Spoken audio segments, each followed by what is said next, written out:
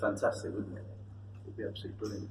I think he's just enjoying milking all the applause he's getting. He's just driving on to about as long as he possibly can. But yeah, it would be fantastic if he was to get to 100. But he's just played. I think he's played really well. I mean, he's shown everything that he's about in his so far in this game. It's all about waiting for the right ball in the right place, but he's just looked pretty organised and got stuck in. It's not easy out there. It's been quite tough, but it looks as though he's really enjoying the scrap, doesn't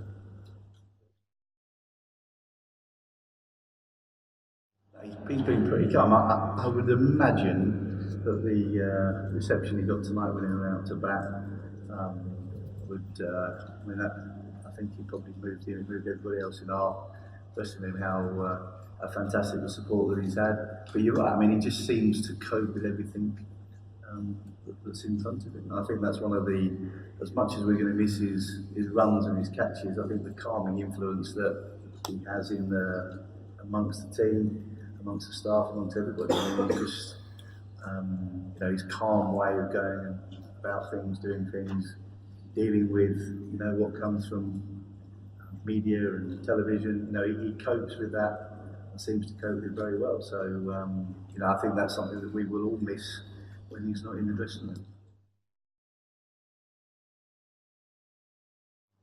Hugely. I mean, I think I can only speak from my own point of view, but when I came into the group in 2014, he was captain of the side and made it so easy to be a member of staff with the England cricket team, because that's quite a daunting thing to come into, having never played international cricket. But what he manages to do is make everybody feel very welcome, very part of things, young players, old players. He seems to have the respect of everybody, and everybody's very comfortable talking to him. He's got a very down-to-earth way of being. He's got a cheeky sense of humour, and people find themselves being drawn to him. And I think that's something that come Sri Lanka, there will be a lot of people looking around, realising that he's not there, and I think then people start to realise what an impact he's had on them and us as a team.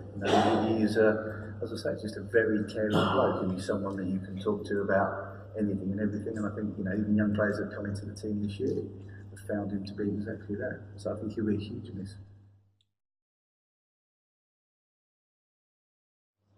But I think we would all agree it's been tough for anybody at the top of the order against Liverpool.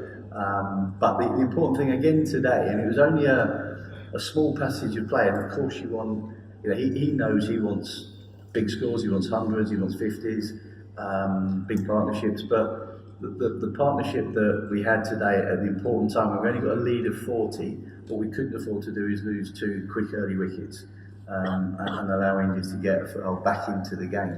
And I think he's shown that the one thing that's been quite impressive is that you would never know looking at him that he's actually not scored as many runs as he would like. And I think again today he went out looking very positive, his feet were moving nicely. He has tried exceptionally hard to get stuck in, but ultimately, like every player, you're judged on the amount of runs you scored.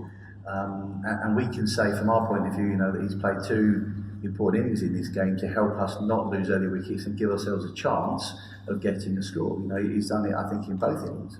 But ultimately, he will be disappointed that he's not gone on and got some decent runs.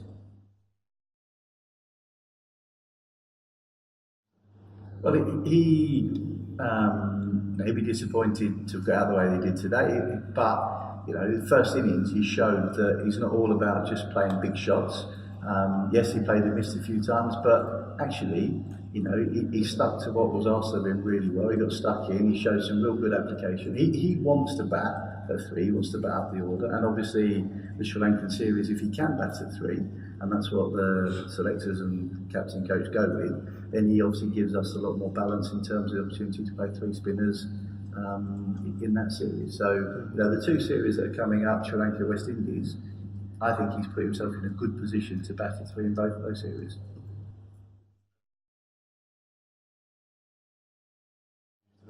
Very frustrating. Yeah, it's very frustrating. And a chance dropped before that last partnership got going. That was obviously disappointing. But you know, to be fair to Jadeja, he played magnificently well. He played really, really well. I mean, I think he's an exceptional cricketer. I think he's a dangerous cricketer with bat, ball, and in the field. You know, and I think we would probably be reasonably happy that he's only just played in this last game. You know, I've said many times before, I think he's a fantastic cricketer. And he showed that again today. You know, he's dangerous with the ball, he gets important wickets, he's brilliant in the field, and he is a high quality batter.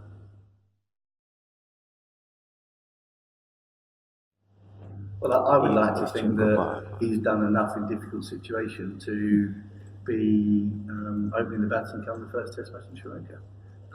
You know, and there's a slot going now at the other end, and we've talked about the fact that, you know, Moeen may or may not end up batting at 3, so there's definitely a slot at the top. I would like to think that, and it's only a personal view, that the selectors would stick with Keaton and he would be opening come that first Test match in Sri Lanka. And I think, you know, it's, as much as it's been tough for him, it has been exceptionally tough. It's been tough for, you know, both teams in tough conditions. So he's not the only one who's found it hard work. That's not to say that, as I say, you judge it on how other people are going. And he has high standards, and he will be very disappointed that his series hasn't found out with more runs. But I would really hope that the selectors will stick with him.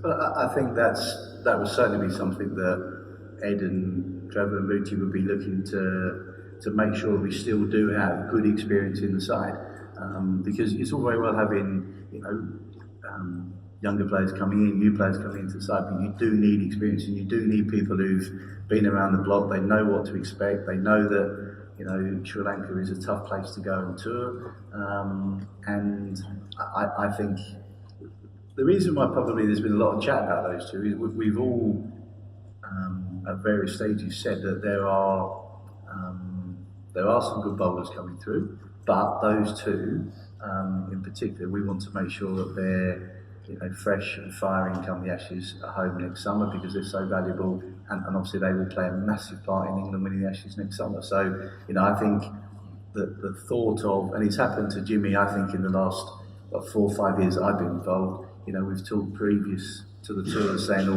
he might not play every tour, you know, we have to look after him. And he's ended up coming back playing every game and being our best bowler. So, you know, you do have to be careful being too precise with your planning in advance, because you don't know what else is going to happen along the way.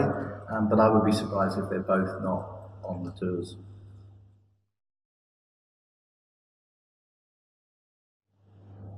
They seem to have done a lot.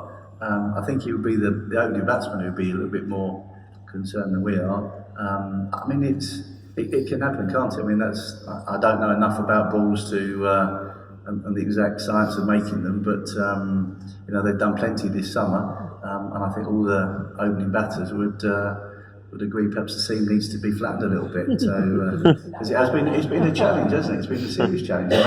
To be fair, they've not hit enough to flatten the seam, have they? That's been the other problem.